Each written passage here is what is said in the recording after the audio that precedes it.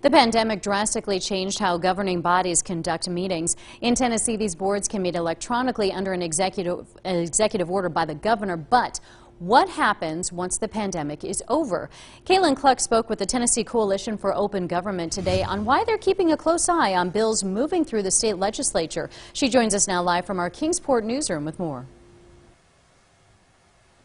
Right. The group believes expanding the use of electronic meeting methods beyond the pandemic could hurt the public's access. I also spoke with some of the state lawmakers, they say, whose bills raise some questions.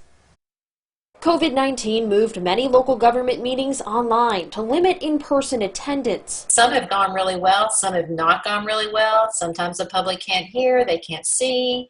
They can't interact with their commissioner. Deborah Fisher is the executive director of the Tennessee Coalition for Open Government. The group believes several bills filed this legislative session would expand governing bodies' ability to meet electronically outside of Open Meetings Act rules. So we want to make sure that the bills progress in a way, if they progress, that doesn't hurt public access. One of these bills allows members of county legislative boards to electronically appear at meetings if away due to work, family or medical emergencies, or military service. The bill's sponsor, Senator Richard Briggs of Knox County, says issues can arise if elected officials can't be counted at meetings due to not being physically present. His constituents basically are disenfranchised. They don't have a voice in how laws are passed and how things that could affect their districts are done. Several limitations are written into this bill, including only allowing commissioners to participate electronically twice a year. Briggs says counties don't have to adopt the policy either. The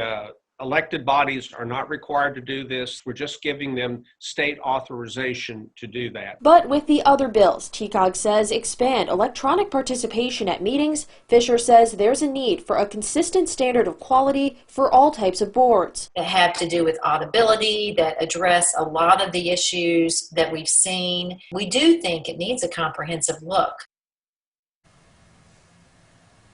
Fisher sees many of the bills TCOG is watching as fluid, and those could still be amended to address concerns. Live in the Kingsport newsroom, Kaylin Cluck, News Channel 11.